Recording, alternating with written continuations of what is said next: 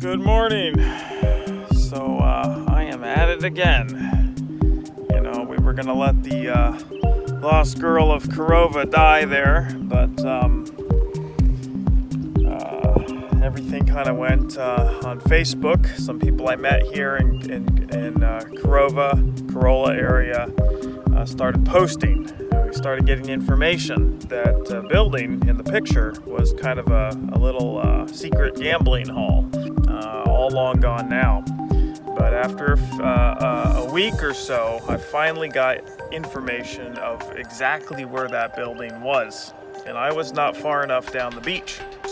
But it's 7 in the morning and we're gonna do round number 2. The locals are saying that she was buried in the sand and broken apart possibly. So just to put those rumors to rest, I won't be able to sleep if I didn't come back here and search one more time.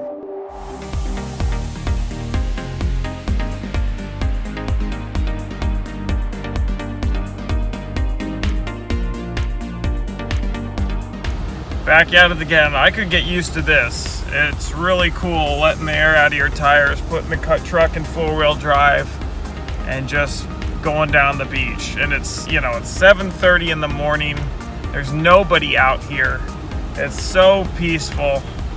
You just love it. Like I said last time, I really enjoy where these giants take me, even if I don't always find them. Here's what the state line looks like. If you drive down the beach north of Carova, you hit Virginia. Unfortunately, you can't drive into Virginia, but this is what it looks like. You'd think they'd have a sign on it that says, welcome to Virginia or something. No way to drive through here. You can duck under though. And now I'm in Virginia. All right, I've just met Mark. He's my local contact here, and it's about to get fun.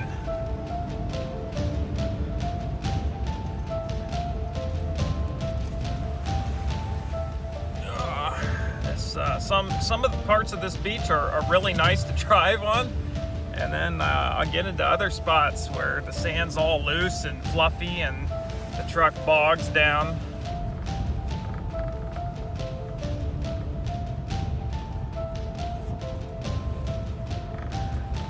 Alright, looks like we're close. Oh yeah, there's the old trailer right there in the woods.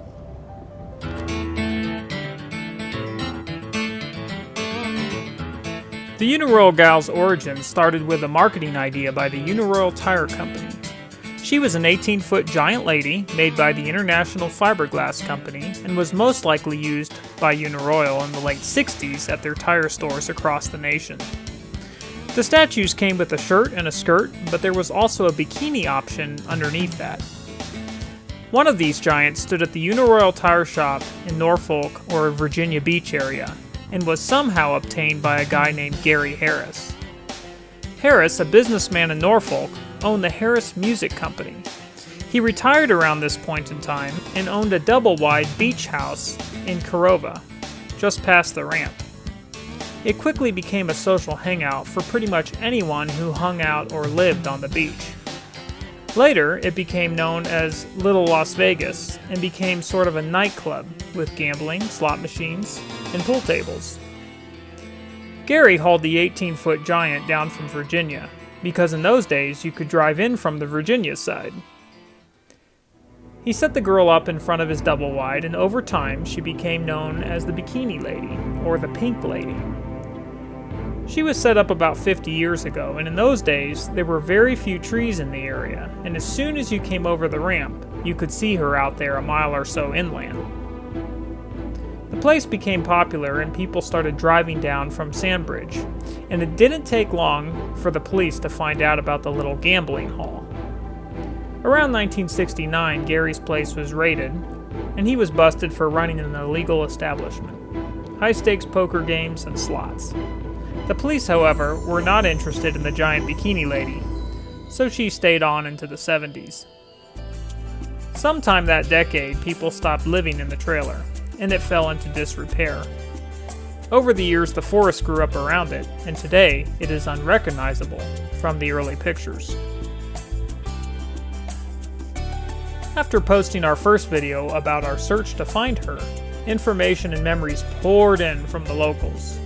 Most of that is due to the help of local Mark Thompson, who saw our video and posted about it. The comments and new pictures that came in as a result of that gave us so much more information. After studying some of the new photos, we determined that it is unlikely this is the same girl that was in Currituck, Virginia. The nose on the Carova girl seems to be missing or badly damaged, and we know she suffered from a gunshot blast and some vandalism in the 70s. The Currituck girl does not have the same damage, and we also have since located pictures of the Currituck girl during the same time period, already standing at a water park. Today we are back, hanging out with Mark, who has discovered the exact whereabouts of the old Gary Harris place. So I'm going to give you a quick tour of the actual spot where the Uniroyal Girl of Carova stood. We're just an eighth of a mile from the Virginia border here, so much farther north than I had thought. This is what 50 years looks like, folks. In the pictures you can see that she's out in the open. She's in a yard. There's sand clearly visible everywhere. I'm on that spot. If I was back in time, you would see me in that picture. I'm right in front of where she would have stood. So this is how much things have grown up in that time. Just in front of me here is what's left of the building. This is the, he made his little home into like a casino, and she stood out in front of it. She was called the Pink Lady by some, and this is where his place was. This is what's left of it.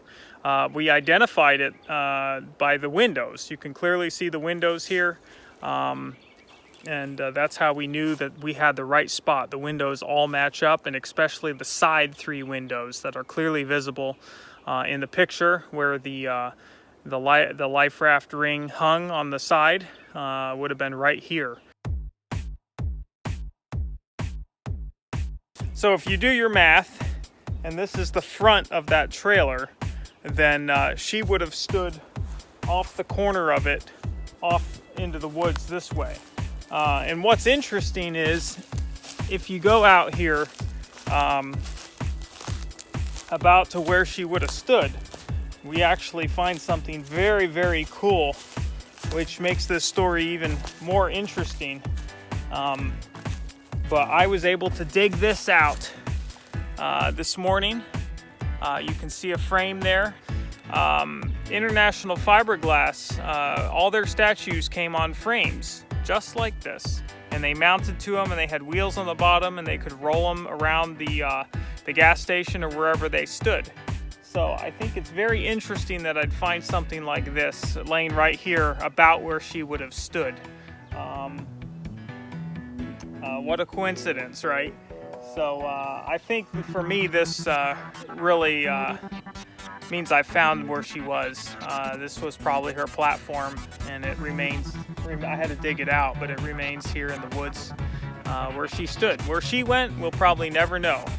There's people that were looking for her back in the 80s, in the early 80s, and they weren't finding her, which means she was already gone by then. So we've poked around. Mark, he's been an awesome help. Could not have gotten all this information and history and come out here today without Mark's help. Mark's been poking around here with me for an hour, and we've poked around on all the hills. I think we would have found her if she was here.